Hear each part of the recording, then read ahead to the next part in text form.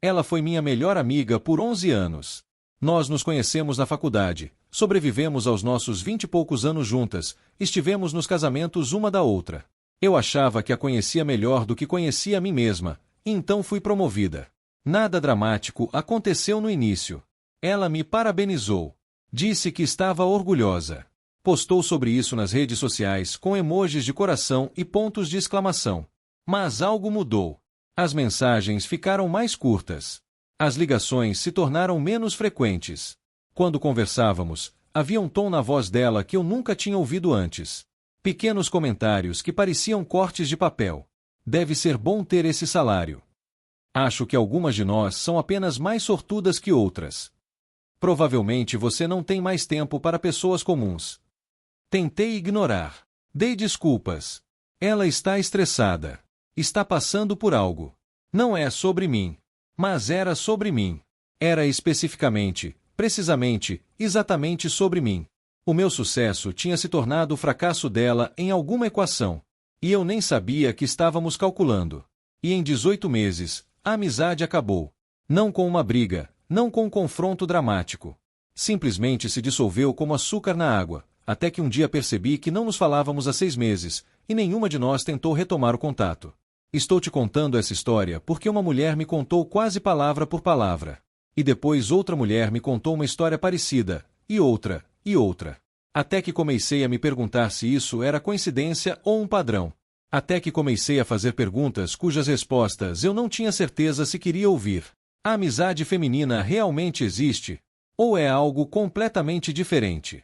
Algo mais condicional e frágil do que qualquer um quer admitir? Deixe-me ser extremamente claro antes de continuarmos. Não estou aqui para atacar mulheres. Não estou aqui para dizer que todas as amizades femininas são falsas ou que mulheres são incapazes de conexão genuína. Isso seria estúpido, reducionista e obviamente falso. O que estou aqui para fazer é examinar padrões. Padrões que observei, padrões que as próprias mulheres descreveram para mim, padrões que são ignorados ou negados porque reconhecê-los parece uma traição. Mas padrões não se importam com sentimentos. Eles existem, quer os reconheçamos ou não. E fingir que não existem não os faz desaparecer. Só nos torna menos preparados para lidar com a realidade. O estereótipo de que a amizade feminina não existe está em todo lugar. Está em filmes, piadas e conversas casuais. As mulheres reviram os olhos. Chamam isso de sexismo. Apontam para suas próprias amizades como prova de que isso é absurdo. E, em muitos casos individuais, elas estão certas. A amizade feminina real absolutamente existe. Eu já vi. Já vi mulheres apoiarem umas às outras em circunstâncias impossíveis, com uma lealdade que faria muitos homens se envergonharem. Mas o estereótipo persiste porque aponta para algo. Não para todas as amizades femininas, mas para certas dinâmicas que aparecem com frequência suficiente para serem reconhecidas. Negar que essas dinâmicas existem não prova que o estereótipo está errado. Só impede uma análise honesta. Vamos começar com a comparação que sempre é feita. Amizade masculina versus amizade feminina. A narrativa costuma ser assim. Homens são simples. Eles aparecem. Passam tempo juntos. Não falam sobre sentimentos. Não competem de forma oculta. Não analisam cada interação em busca de significados escondidos. A amizade masculina é retratada como leal, descomplicada, resistente. 2 homens podem ficar 5 anos sem se falar e depois continuar exatamente de onde pararam. Enquanto isso, a amizade feminina é retratada como um campo minado, complicada, frágil, propensa a explodir sem aviso, cheia de subtexto, significados ocultos e armadilhas emocionais. Isso é preciso. Parcialmente. Como a maioria dos estereótipos, contém um grão de verdade envolto em exagero. As amizades masculinas tendem a exigir menos manutenção. Frequentemente são construídas em torno de atividades, e não de processamento emocional. 2 homens assistindo futebol juntos não precisam discutir seus sentimentos sobre o jogo. Eles simplesmente assistem. Isso cria uma simplicidade que pode ser confundida com profundidade. Enquanto isso, as amizades femininas frequentemente envolvem mais trabalho emocional, mais conversa, mais manutenção. Isso não é fraqueza. É um modelo diferente. Mas modelos diferentes criam tipos diferentes de falha. Aqui está o que observei sobre essas falhas. E, novamente, Não estou dizendo que isso se aplica a todas as mulheres ou a todas as amizades. Estou descrevendo padrões que aparecem com frequência suficiente para merecer discussão. O primeiro padrão é o que eu chamaria de corrente competitiva. Muitas amizades femininas contêm um elemento de comparação que opera abaixo da superfície do apoio demonstrado. Ela está feliz por você, mas também está se comparando com você. Seu sucesso levanta uma questão sobre a trajetória dela.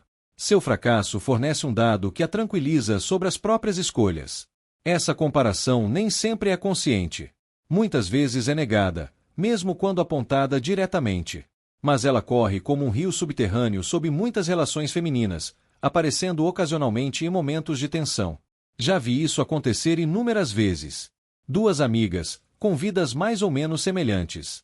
Uma consegue uma promoção, um namorado, perde peso, compra um carro novo, qualquer coisa. A reação na superfície é celebração. A reação por baixo é recalculação. O que isso significa sobre mim? A amizade funciona suavemente quando ambas estão em níveis parecidos. No momento em que uma avança significativamente, algo muda. As palavras de apoio continuam, mas a energia muda. Há um leve esfriamento, uma pequena distância, uma qualidade avaliativa que não existia antes. Por que isso acontece? Acho que é porque muitas amizades femininas são parcialmente construídas sobre validação mútua. Estamos juntas nisso. Nos entendemos. Estamos no mesmo nível. Quando uma avança, essa base racha. A experiência compartilhada de semelhança desaparece. E sem isso, o que resta? Às vezes, uma conexão genuína que transcende circunstâncias.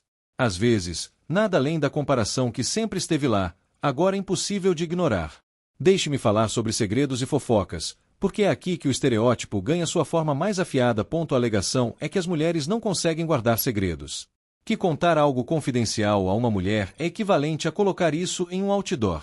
Que a fofoca é a força vital da conexão social feminina, tão irresistível que até amigas de confiança não conseguem contê-la. Isso é justo? Não totalmente. Homens também fofocam. Qualquer pessoa que já passou tempo em um ambiente de trabalho dominado por homens sabe que a informação circula nas redes masculinas tão facilmente quanto nas femininas.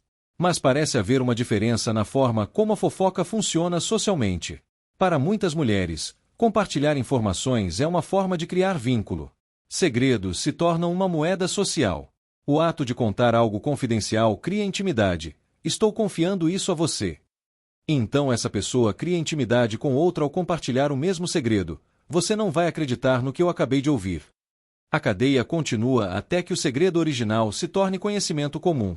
Já ouvi mulheres descreverem isso como uma espécie de aceitação resignada. Se você contar um segredo a uma mulher, assuma que ele vai se espalhar. Algumas mulheres organizam suas próprias informações de acordo com isso, revelando apenas o que estão confortáveis em tornar público. Outras aprendem da maneira difícil que suas confidências mais profundas se tornaram entretenimento para pessoas que elas nunca conheceram. E aqui está a parte que raramente é dita em voz alta. Se ela conta os segredos dos outros para você, provavelmente conta os seus para outras pessoas. A mulher que te entretém com fofocas sobre conhecidos em comum, que se inclina para compartilhar algo que ouviu, está demonstrando sua relação com informações confidenciais. E a relação dela é que informações confidenciais são compartilháveis. Você pode achar que é especial. Pode achar que seus segredos são diferentes. Não são. Você está na mesma categoria que todas as outras pessoas sobre quem ela te conta. Você só não sabe disso porque não está na sala quando suas informações são compartilhadas. Agora, vamos abordar a alegação de que amizades femininas desmoronam quando homens entram na equação. A acusação é que as mulheres competem secretamente pela atenção masculina. Que o código entre garotas se evapora quando há atração envolvida. Que amigas sabotam umas às outras ou até roubam os parceiros quando têm a oportunidade. É aqui que o estereótipo fica realmente feio. E quero ter cuidado aqui, porque conheço muitas mulheres que jamais, sob nenhuma circunstância, se envolveriam com o parceiro de uma amiga. Mulheres que levam a lealdade em suas relações femininas mais a sério do que quase qualquer outra coisa. Mas também ouvi histórias suficientes para saber que o oposto também existe. Amigas que flertaram com namorados, amigas que se envolveram com ex, amigas que, em um caso marcante que eu vi, se casaram com o marido de uma mulher que conheciam há 20 anos. O que motiva isso?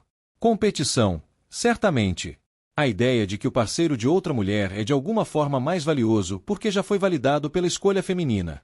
Mas também oportunidade. A proximidade cria tentação. A amiga que está sempre por perto, que o conhece, que tem acesso, está em uma posição que pessoas de fora não têm. E se a lealdade dela à amiga for mais fraca do que o desejo por ele, ou sua necessidade de validação, ou seu instinto competitivo, ela pode agir com base nessa posição. A avaliação honesta é que algumas mulheres têm uma lealdade forte que não é ameaçada pela atenção masculina, e outras têm uma lealdade condicional que desmorona nas circunstâncias certas. A questão é, que tipo são suas amigas? E você pode não saber até que as circunstâncias apareçam. Vamos falar sobre inveja e comparação social, porque isso sustenta tudo o que descreve. A alegação é que a amizade feminina só sobrevive quando ambas estão em níveis relativamente iguais. Quando uma avança significativamente, seja por sucesso profissional, ganho financeiro, conquistas românticas, transformação física ou qualquer outra coisa, a inveja aparece e envenena a conexão. Já vi isso tantas vezes que parece quase mecânico. A amiga conquista algo que a amiga B deseja. A amiga B experimenta uma resposta emocional complexa que inclui felicidade pela amiga A e dor por si mesma. A dor é reprimida porque expressá-la seria socialmente inaceitável. Mas reprimir não é eliminar. A dor permanece, agora misturada com ressentimento por ter que escondê-la. E esse ressentimento aparece de forma sutis. Os parabéns que não chegam aos olhos. Uma leve queda no entusiasmo. A súbita falta de tempo que torna a conexão menos frequente. Algumas mulheres reconhecem essa dinâmica em si mesmas e lutam contra ela. Elas percebem a própria inveja, dão nome a ela e trabalham para não deixar que isso destrua suas amizades. Outras não parecem reconhecer isso de forma alguma. Elas interpretam o distanciamento como algo justificado por alguma falha da amiga bem-sucedida. Ela mudou. Não tem mais tempo para mim. Ficou arrogante. A inveja é reformulada como uma reclamação legítima. E a amizade termina com a amiga bem-sucedida confusa sobre o que fez de errado, quando o que ela fez de errado foi ter sucesso. É aqui que entram os elogios ambíguos. O insulto disfarçado de elogio. Você está incrível. Eu nunca conseguiria usar esse vestido com meu tipo de corpo. Seu apartamento é tão aconchegante. Eu prefiro mais espaço, mas isso funciona para você. Ele parece muito legal. Eu normalmente prefiro caras mais ambiciosos, mas estabilidade também é importante. Esses comentários criam confusão porque são ditos com sorrisos e tons amigáveis. Na superfície, parecem apoio. No subtexto, parecem ataque. E se você confronta, você é quem está sendo sensível. Eu estava te elogiando. Por que você está na defensiva? A negação plausível já está embutida. Ela sabe o que está fazendo. Você sabe o que ela está fazendo. A dinâmica de alvo e vínculo, onde grupos de amigas identificam um elo mais fraco e criam coesão por meio de uma zombaria sutil. Parece brincadeira, mas se sente como exclusão. As piadas são sempre às custas dela. As referências que ela não entende. O humor interno que a posiciona como alguém de fora. E se ela reclama, está sendo sensível demais. Você não sabe brincar. Já vi mulheres descreverem perceber, anos depois, que eram amiga-alvo em um grupo. Que o que elas vivenciaram como pertencimento era, na verdade, uma tolerância distante. Que o grupo estava rindo delas, não com elas. Essa percepção é devastadora, porque muda o significado de anos de memórias. O que ela pensava ser amizade era, na verdade, outra coisa completamente diferente. Isso se conecta a outro padrão. Amizades construídas sobre um inimigo em comum. Duas mulheres se conectam não pelo que compartilham, mas por quem ambas não gostam. Toda a conexão delas é construída a partir de fofocas sobre terceiros, reclamações sobre pessoas específicas e críticas compartilhadas aos outros. Elas chamam isso de amizade. Mas observe o que sustenta isso: negatividade. No momento em que acabam os alvos, no momento em que não há mais ninguém para criticar, sobre o que elas falam. Muitas vezes, nada. A amizade evapora porque não há nada além da hostilidade compartilhada. E aqui está a pergunta incômoda. Se ela se conecta com você criticando os outros, o que acontece quando você não está na sala? O mesmo mecanismo que criou intimidade através da antipatia compartilhada se aplica quando você é o assunto. Você pode ser o inimigo em comum que a conecta com outra pessoa. Você nunca saberia. Esse é o ponto. Vamos falar diretamente sobre lealdade, porque é aqui que o padrão fica mais claro. A alegação é que a lealdade feminina é condicional de maneiras que a masculina muitas vezes não é. Que o apoio existe até que o ego seja ameaçado. Que estou tão feliz por você esfria no momento em que a sua felicidade evidencia a infelicidade dela.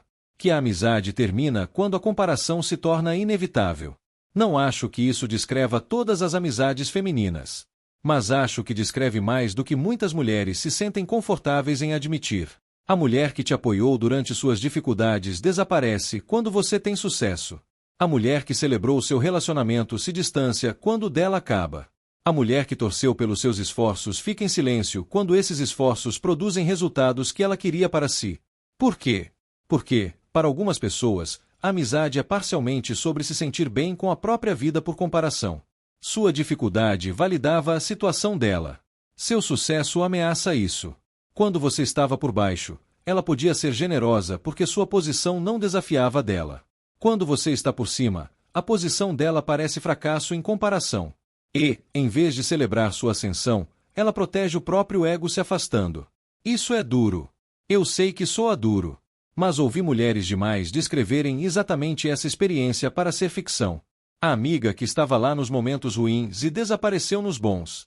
A amiga cujo apoio era real, mas cujo ego era maior. A amiga que te amava enquanto você não estava melhor do que ela. Agora, vamos falar sobre o contraste com a amizade masculina, porque é aqui que a análise fica interessante. A narrativa diz que os homens são diretos. Eles brigam, mas brigam abertamente. Se há um problema, ele é exposto. Podem até trocar socos, mas depois acaba.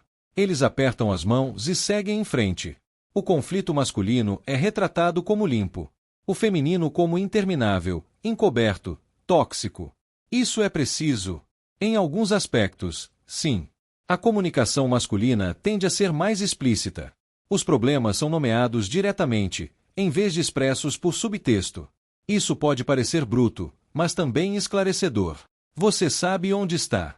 A comunicação feminina frequentemente envolve mais indireção, mais leitura nas entrelinhas, mais interpretação de tom e implicação. Isso pode parecer sofisticado, mas também exaustivo. Você nunca tem certeza do que realmente está sendo dito. E as amizades masculinas parecem ter uma relação diferente com o tempo. Os amigos que se reconectam depois de anos de silêncio e continuam como se nada tivesse acontecido. O antigo colega de quarto que aparece e parece que o tempo não passou. Há algo na baixa manutenção da conexão masculina que permite que ela sobreviva à negligência de formas que conexões de alta manutenção muitas vezes não conseguem. Mas também não vamos romantizar a amizade masculina. Os homens têm suas próprias falhas nesse campo. Eles evitam profundidade emocional. Desaparecem em relacionamentos e só reaparecem depois de términos. Competem por status e sucesso como qualquer pessoa. A simplicidade da amizade masculina às vezes é apenas superficialidade. A falta de drama às vezes é ausência emocional. A resiliência às vezes é simplesmente não se importar tanto desde o início. Vamos falar sobre o fenômeno do eu só tenho amigos homens, porque é aqui que a análise se torna mais consciente. Algumas mulheres dizem que não conseguem ser amigas de outras mulheres. Que a amizade feminina é complicada demais, dramática demais, exaustiva demais. Elas preferem amigos homens porque são mais fáceis, mais simples, menos exigentes emocionalmente. O que realmente está acontecendo aqui? Às vezes é genuíno. Algumas mulheres realmente têm tipos de personalidade ou estilos de comunicação que combinam melhor com padrões sociais masculinos. Mas muitas vezes há outra coisa acontecendo. A mulher que só tem amigos homens frequentemente está desfrutando de algo específico nessa dinâmica. Atenção masculina, homens orbitando ao redor, a sensação de ser o centro de um grupo social em vez de apenas um ponto entre iguais. A amizade feminina exige reciprocidade. Você precisa se importar com os problemas dela da mesma forma que ela se importa com os seus. Você precisa apoiá-la como ela te apoia. Há esforço envolvido. Amizades com homens, especialmente para uma mulher atraente, muitas vezes exigem menos. Os homens ficam felizes por ela estar ali. Não exigem o mesmo nível de investimento emocional. Não competem no mesmo eixo. Ela recebe os benefícios da conexão social sem os custos. Isso não é universal, mas é comum o suficiente para ser reconhecido. A mulher que diz que não é como as outras, que apresenta a amizade feminina como um drama do qual ela está acima, às vezes está apenas evitando a igualdade que uma amizade feminina real exige. Ela prefere ser a princesa entre orbitadores do que uma irmã entre irmãs. Agora, vamos mudar de direção, porque venho descrevendo problemas e quero falar de soluções. A questão não é se amizades femininas tóxicas existem. Obviamente existem. A questão é se amizades femininas saudáveis são possíveis. E a resposta é claramente sim. Elas existem. Eu já vi. Quando pergunto às mulheres sobre suas melhores, mais duradouras e genuínas amizades, certos padrões aparecem. Essas amizades sobrevivem porque ambas são genuinamente felizes pelo sucesso uma da outra. Porque a comparação existe, mas não supera o afeto. Porque elas conseguem dizer verdades difíceis sem que a amizade se quebre. Porque nenhuma tenta se colocar como superior. Porque elas se elevam mutuamente em vez de se medir constantemente. O modelo de irmandade, quando funciona, é poderoso. Mulheres apoiando mulheres, celebrando umas às outras, protegendo umas às outras, genuinamente investidas no bem-estar mútuo, sem aquela corrente constante de comparação. Isso existe. Eu já vi. Já ouvi mulheres descreverem amizades que duraram décadas, sobreviveram a casamentos, divórcios, filhos e mudanças de cidade, permanecendo fortes porque ambas priorizam a conexão. Então, o que faz a diferença? Por que algumas amizades femininas se tornam tóxicas e outras se tornam irmandades para a vida toda? Acho que tudo se resume à segurança do ego. Uma mulher que se sente segura consigo mesma, que não está constantemente medindo seu valor em relação aos outros, que consegue celebrar o sucesso de outra pessoa sem vivenciar isso como fracasso próprio. Ela consegue manter amizades genuínas. A identidade dela não depende de comparação. A autoestima dela não exige que os outros permaneçam abaixo para que ela se sinta bem. Mas uma mulher que é profundamente insegura, cujo senso de valor oscila com base na comparação, que precisa ser a mais bonita, a mais bem-sucedida ou a mais invejada do seu grupo social, ela tem dificuldade com amizades genuínas. O sucesso de qualquer amiga a ameaça. A vantagem de qualquer amiga parece uma perda para ela. Ela não consegue celebrar sem comparar. Não consegue apoiar sem medir. E, eventualmente, ou sabota as amizades que a ameaçam ou escolhe amigas que não desafiam sua posição. A tragédia é que mulheres inseguras muitas vezes não sabem que são inseguras. Elas experimentam o ciúme como uma reclamação legítima. Enquadram suas comparações como avaliações razoáveis. Interpretam o sucesso da amiga como mudança da amiga, e não como uma reação negativa delas próprias ao serem superadas. A falta de autoconsciência impede o trabalho interno que tornaria uma amizade genuína possível. E o outro fator é o equilíbrio do investimento emocional. Uma amizade verdadeira exige que ambas as partes invistam de forma semelhante, que se importem com a vida uma da outra com intensidade parecida, que estejam presentes com consistência semelhante. Quando uma amiga investe muito enquanto a outra apenas recebe sem retribuir, o ressentimento cresce. Quando uma faz todo o trabalho emocional enquanto a outra apenas se beneficia do apoio, o desequilíbrio acaba quebrando a conexão. Muitas amizades tóxicas são, na verdade, amizades desequilibradas que não foram reconhecidas como tal. Ela acha que são próximas porque investe muito, mas a amiga não retribui. Ela é o sistema de apoio. A outra é a receptora. Eventualmente, ela percebe a assimetria. É aí que surge o rótulo de tóxico. Mas a toxicidade era o desequilíbrio, a desigualdade de cuidado disfarçada de amizade mútua. Vamos abordar brevemente a explicação evolutiva, porque algumas pessoas a aplicam a esse tema. O argumento diz que as mulheres são biologicamente programadas para competir, que a rivalidade é inconsciente e inevitável, que a evolução moldou as mulheres para competir por parceiros e recursos, e que essa competição se manifesta até nas amizades modernas. Talvez eu seja cético em relação às explicações da psicologia evolutiva, porque muitas vezes são difíceis de provar. Histórias plausíveis, mas não verificáveis. Mas também não posso descartá-las completamente. O comportamento humano tem raízes evolutivas. A competição por recursos é algo real que moldou nossa psicologia. Se isso se aplica especificamente à dinâmica das amizades femininas, sinceramente não sei. É uma explicação. Se é a explicação correta, isso exige evidência que eu não tenho. O que eu sei é que, independentemente da causa, as dinâmicas que descreve existem. Sejam evolutivas, culturais ou individuais, elas são reais. E lidar com elas exige honestidade sobre essa realidade, não negação baseada em como gostaríamos que as coisas fossem. Então, onde isso nos deixa? A amizade feminina existe? Sim, obviamente. Amizades femininas reais, profundas e duradouras existem. Eu já vi isso funcionar de forma linda. Já vi mulheres apoiarem umas às outras em circunstâncias impossíveis, com uma lealdade que envergonharia muitas relações. O modelo de irmandade, quando funciona, é uma das formas mais poderosas de conexão humana. Mas o estereótipo não tem nenhuma base. Não. Ele existe porque certos padrões aparecem com frequência suficiente para serem reconhecidos. Competição disfarçada de apoio, inveja sabotando a celebração, fofoca traindo confidências, lealdade condicional que desaparece quando testada. Esses padrões não são universais, mas são comuns o suficiente para que a maioria das pessoas já os tenha visto. A resposta honesta é que a amizade feminina existe em um espectro. Em uma ponta, uma irmandade genuína construída sobre respeito mútuo, autoestima segura e investimento equilibrado. Na outra, pseudo-amizades competitivas construídas sobre comparação, insegurança e disputa constante por posição. A maioria das amizades femininas está em algum lugar entre esses extremos, contendo elementos tanto de conexão genuína quanto de competição subjacente. O que as mulheres podem fazer com essa informação? Acho que algumas coisas. Primeiro, avalie sua própria segurança emocional. Quando sua amiga tem sucesso, o que você sente? Felicidade genuína ou felicidade misturada com e eu? Se a comparação está constantemente em segundo plano, isso é informação sobre você, não sobre ela. Trabalhe sua própria segurança antes de assumir que o problema são suas amigas. Segundo, avalie o equilíbrio de investimento nas suas amizades. Você está dando e recebendo de forma equilibrada ou existe um padrão em que você faz o trabalho emocional que não é retribuído? Amizades desequilibradas parecem tóxicas porque são tóxicas. Reconheça o desequilíbrio e corrija ou se afaste. Terceiro, observe sinais de alerta de competição oculta. Elogios ambíguos, distanciamento após seus sucessos, fofoca sobre amigas em comum que sugerem que você também pode ser assunto. Se esses padrões estão presentes, você está em uma amizade com lealdade condicional. Ajuste suas expectativas.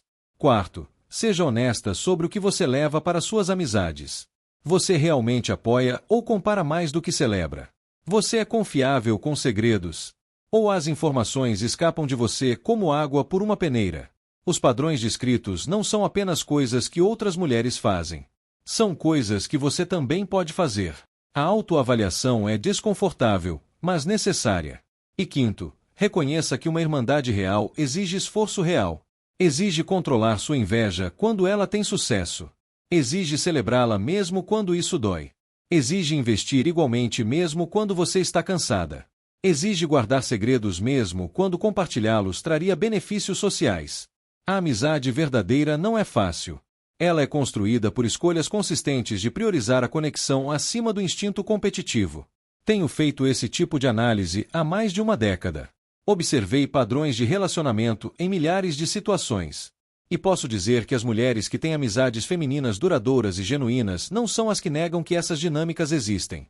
São as que as reconhecem, as gerenciam em si mesmas, escolhem amigas que fazem o mesmo e constroem conexões baseadas em respeito mútuo e segurança emocional. As mulheres que reclamam de não ter amigas de verdade, que passam por ciclos de amizades que sempre terminam em drama e traição, frequentemente compartilham um padrão em comum. Ou estão levando insegurança e comparação para as amizades sem perceber, ou estão escolhendo amigas que trazem essas coisas, sem perceber esse padrão de escolha. O problema está no espelho mais vezes do que gostamos de admitir. A amizade feminina não é inexistente. Isso é simplista demais. Ela existe, mas dentro de um cenário com desafios específicos e formas específicas de fracasso. Navegar esse cenário com sucesso exige honestidade sobre esses desafios, autoconsciência sobre sua própria contribuição para eles e uma escolha deliberada de amigas que compartilhem seu nível de segurança emocional e capacidade de investimento. Essa é uma resposta mais difícil do que dizer que a amizade feminina é falsa ou que é perfeita e qualquer crítica é sexista. Mas respostas mais difíceis geralmente estão mais próximas da realidade. E é na realidade que as soluções existem. Conte qual foi a sua experiência. Você já viu esses padrões acontecerem? Já esteve de um lado ou de outro? Encontrou uma irmandade genuína que superou essas dinâmicas? Se sim, o que a tornou diferente? Quanto mais específico você for, mais todos aprendem. Porque isso não é teoria. São padrões que moldam vidas reais. Sua história pode ser exatamente o que outra mulher precisa para reconhecer a própria situação ou encontrar esperança de que algo melhor é possível.